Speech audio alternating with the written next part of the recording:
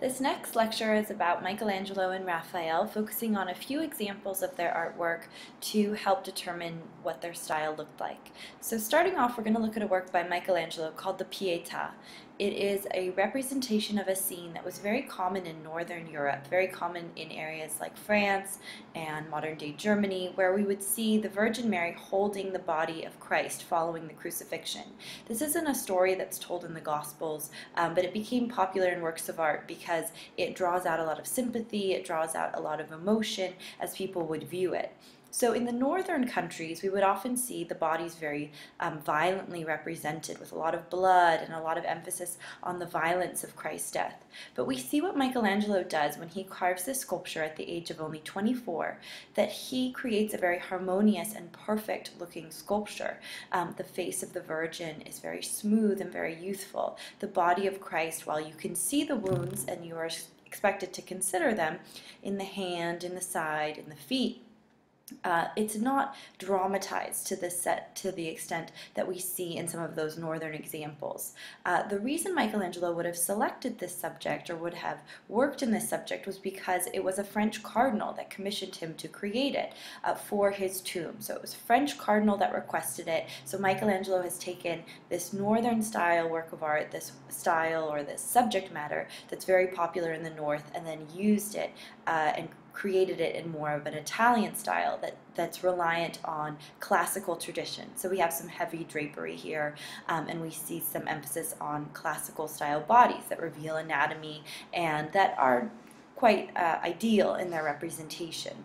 So just one more thing to notice is that in the overall form, if we think about it, having the body of a full-grown man on the lap of a woman would be a little awkward. Often these sculptures look a bit strange because you have this huge body on top of a very small woman.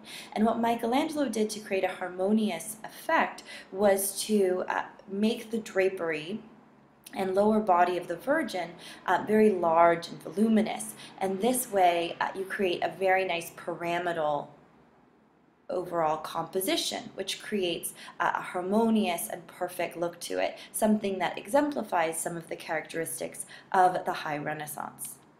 So this was Michelangelo's very important work in Rome. It was created right before the Jubilee year of 1500. So this really got his name out in Rome. However, Michelangelo was from Florence, so he'd gone to Rome to kind of make his name. He had a number of experiences where he would have seen antiquities, where he tried to imitate antiquities.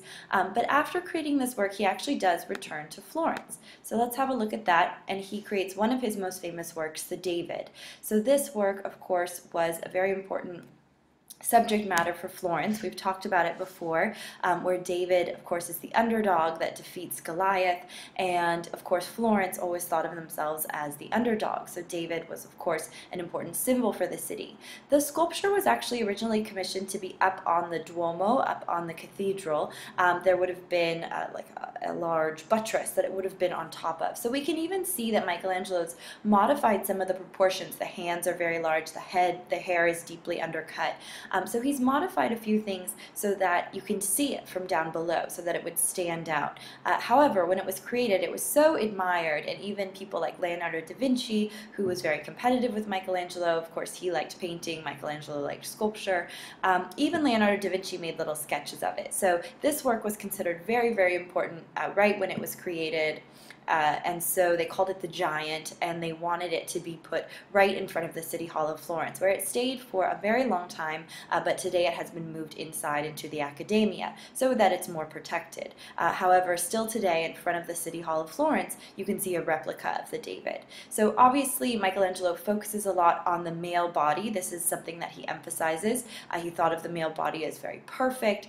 We tend to see more emphasis on the male body in Florence, more emphasis on the female body in Venice, which we'll get to in a later lecture. But also something to point out is that Michelangelo selected a different time period or a different moment in the story. This is not after he's killed Goliath, this is before. So you see a little tension in the brow of David, you see his eyes narrowing, you see a slingshot over his shoulder, and actually he's holding the stone in his hand here. So although he's in kind of a contrapposto pose that looks a little bit casual, if you zoom in on the scene, if you zoom in on his face, you can see some of the tension that is starting to build. So that adds to the story.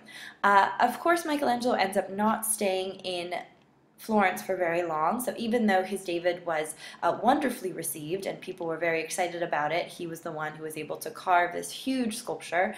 He gets called back to Rome to work on the tomb of Pope Julius II.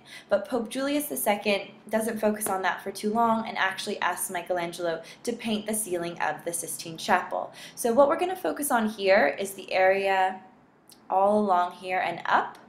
So this actually had been painted by earlier 15th century artists along the side here, stories of Moses, stories of Christ, and then Michelangelo is going to focus on stories from the book of Genesis, stories of the creation up here. So this will be Michelangelo's contribution around this time from 1508 to 1512, and then later we'll talk about when he comes back to create the Last Judgment scene, which is right here behind the altar.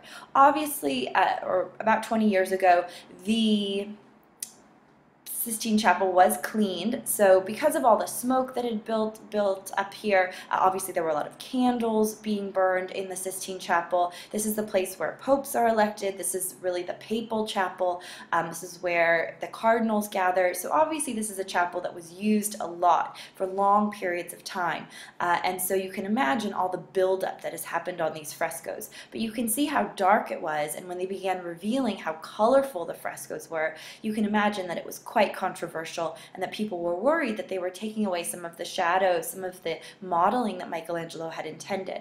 However, the more they have studied the frescoes, it seems that Michelangelo was really a colorist, that he used a lot of very bright colors. But unfortunately, this was lost for many, many years when the Sistine Chapel was so dark from all of that buildup of cleaning with inappropriate materials and then the soot that built up on the frescoes.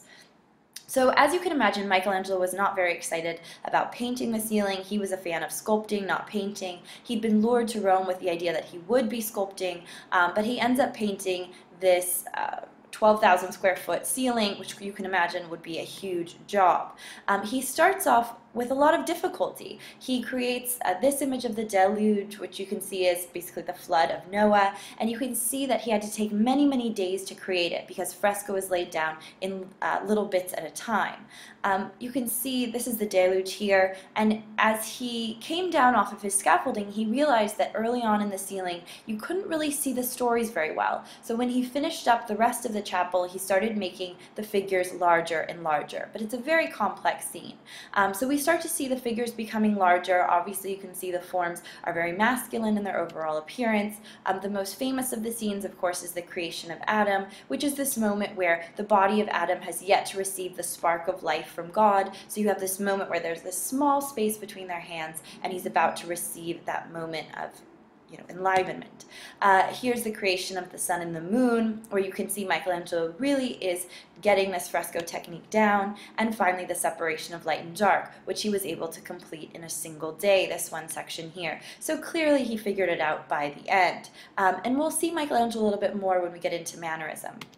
But finishing off the lecture, I'd like to think a little bit about Raphael, who's considered kind of the third of the high Renaissance masters. If you think about Leonardo da Vinci, Michelangelo, and Raphael, Raphael we always think of as kind of the sponge. He was absorbing everything that was going on around him. He was able to take what he saw and then improve on it. So what we see here is the story of the marriage of the Virgin. The story here is that in the stories of the Virgin's life that developed later on, the story developed that everyone wanted to marry the Virgin. How did she come to marry Joseph? And the story goes that everyone who wanted to marry her was given a lot, or basically a stick, and whoever stick blossomed was going to be the one who got to marry the Virgin. So I know it's hard to see, but if you look at this here, there's a little tiny blossom right at the end of Joseph's stick, and you can see all the angry men who look disappointed. This guy is snapping his stick, and you have this very nice Renaissance composition. You have a nice use of perspective. You have a nice classical style,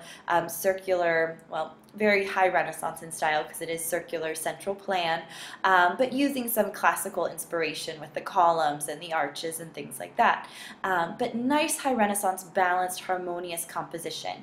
But he's adding a little bit of life to it and making it dynamic with the man breaking the stick, with the man overseeing the ceremony kind of tilting off to the side.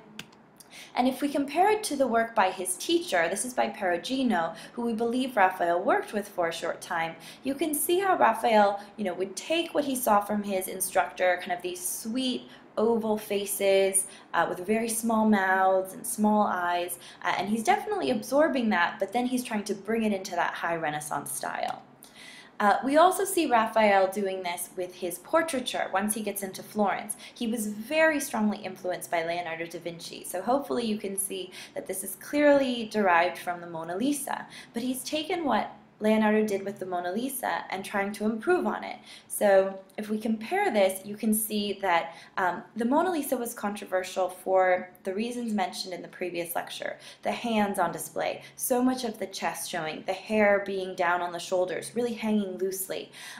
So a number of the eyes gazing directly out at us. So there's a number of things that happen here where Raphael's improving on the scene. So first off, the woman's holding on to a little unicorn, which is a symbol of her virginity or her chastity. Her hands are tilted downwards, kind of hiding them away. And remember, hands were considered very attractive and alluring in the Renaissance. Her clothing is more beautiful, more elaborate, speaking to her wealth. Also, she's wearing jewelry that also speaks to her wealth, whereas the Mona Lisa doesn't have that kind of jewelry and wealth on display.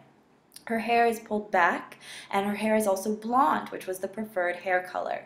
So Raphael took the inspiration of the Mona Lisa and then tries to improve on it in a way that will be more acceptable to the patron, because we do believe that the Mona Lisa was rejected by its patron. However, the Raphael was probably accepted by the patron. Even her eyes kind of gaze off to the side, so they're not staring at us in the same way. And she doesn't have that same smile that could have been read as inappropriate on the Mona Lisa. Finally, we'll see Raphael's Stanza della Segnatura focusing on the school of Athens. The Stanza della Segnatura was the area where the Pope would sign his documents and also where he kept his library. So there are actually 4 walls in this room, and one wall was for philosophy, that was the school of Athens, we see it here. One wall was for poetry, that's the Mount Parnassus wall. One wall was for theology or religious texts, and that is opposing or on the opposite side of the School of Athens. And then finally we have our books on law, and that is opposite the Parnassus wall. So unfortunately we can't see that here. Let's zoom in on the School of Athens. So as we see, we can visualize that they're in a grand temple-like form, which actually looks very similar to the new St. Peter's being constructed at this very moment. However, Raphael has made it very classical in inspiration. We have Apollo, we have Minerva, and these were this was the god and goddess from the ancient world that was most admired for poetry, for wisdom, these characteristics that were associated with this god and goddess. We also see some of the most important philosophers of the ancient world.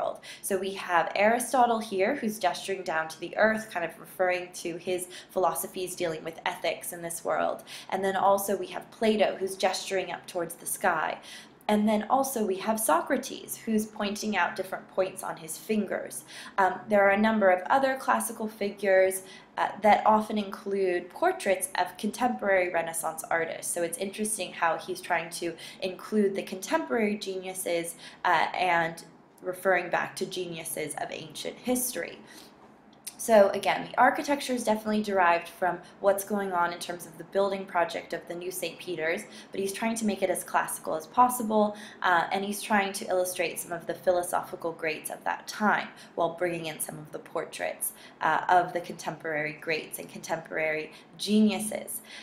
What's interesting is there has been an argument of the idea that these figures look like they're moving forward, and it seems like they're kind of moving forward into the room towards the wall that represents theology. So the wall that represents theology would be the one that would be the principal wall for the papacy, obviously. So very important scene, very important group of images, and if we zoom in, you can see a little bit of the construction going on for St. Peter's, and then also some of those portraits that are included. So Raphael included himself off to the right side. Also Bramante is represented as Euclid.